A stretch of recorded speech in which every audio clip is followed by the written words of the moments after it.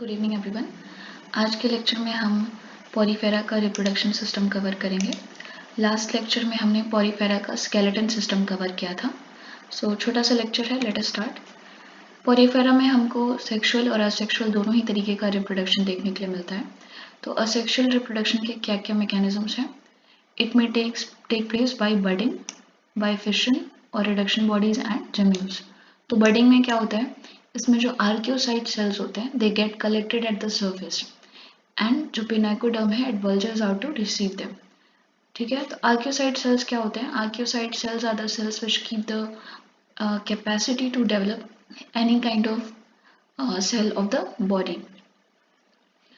तो उसके बाद से जो बड होता है इट गेट्स फॉर्म्ड, और ये जो बड है it either remain attached to the parent body या फिर it detaches from the parent body to develop into the independent colony.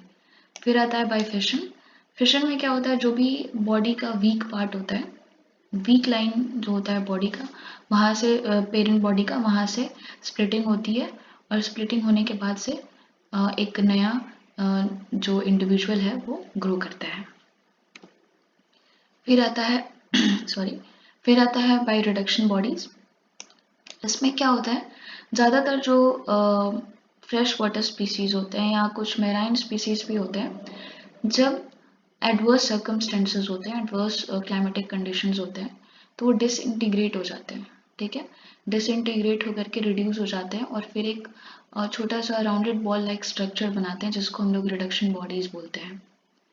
Okay, and these reduction bodies जो हैं these are covered externally by the pinacoderm और they also consist of the amoebocyte cells. फिर से उसके बाद से जब favourable conditions return होता है या फिर फेवरेबल कंडीशंस जब होते हैं, तो ये रिडक्शन बॉडीज दोबारा से एक नए इंडिविजुअल में ग्रो कर जाते हैं। So this is the reproduction by the reduction bodies. फिर आता है जेम्यूल्स। जेम्यूल्स क्या होता है, जितने भी फ्रेश वाटर स्पीसीज होते हैं एंड सम मरीन स्पॉन्जेस, उनमें ये देखने के लिए मिलता है। And these are small hard ball which are enveloped by the double chitinous membrane। okay, double chitinous membrane से these are surrounded and एक एंड पे these are pierced by the micropyle।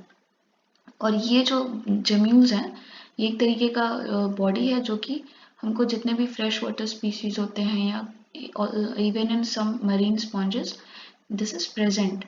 Okay, तो ये जब पेरेंटल बॉडी डीके होती है, DK जब हो जाती है बॉडी, तो ये जेम्यूल्स जो हैं वो बॉडी से बाहर आ जाते हैं, अपने आप को डिटैच कर लेते हैं पेरेंट बॉडी से, और उसके बाद से एक नए इंडिविजुअल में ग्रो करते हैं।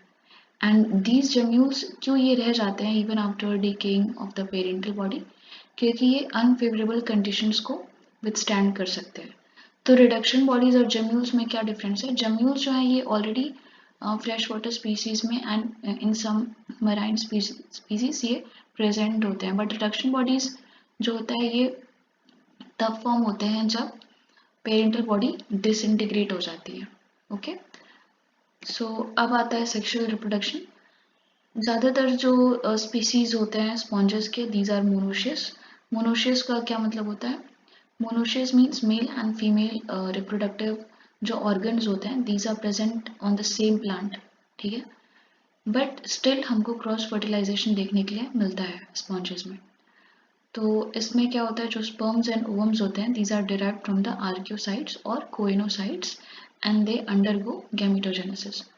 फर्टिलाइजेशन होता है, इसमें जो स्पर्म्स हैं these are released and enter into the another body with the help of the water current।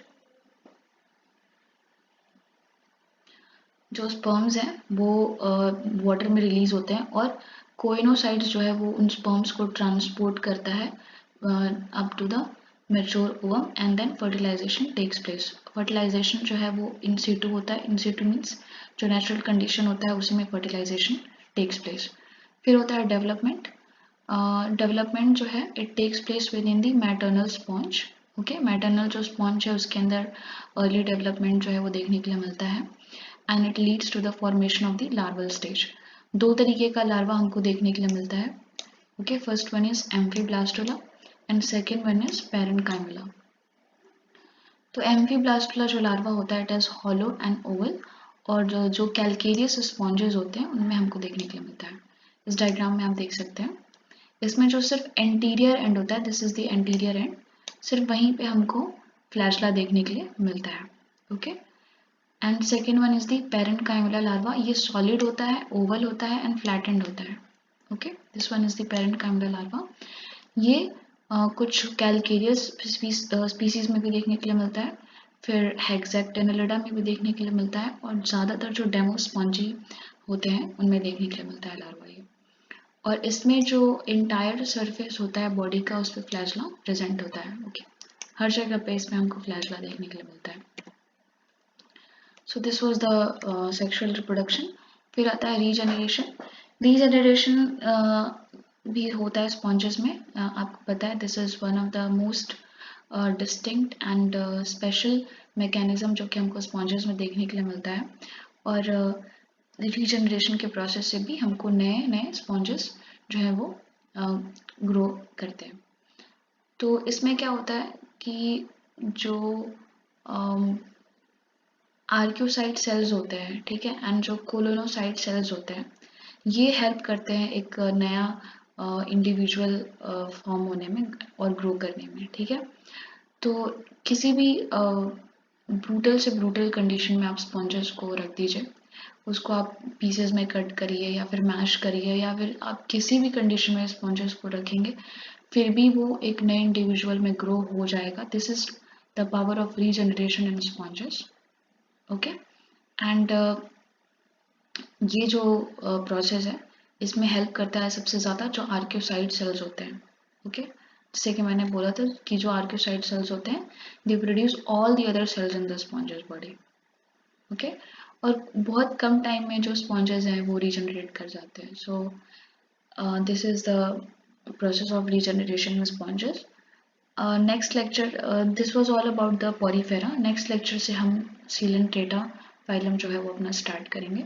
तो मिलते हैं नेक्स्ट लेक्चर में। Till then take care, thank you.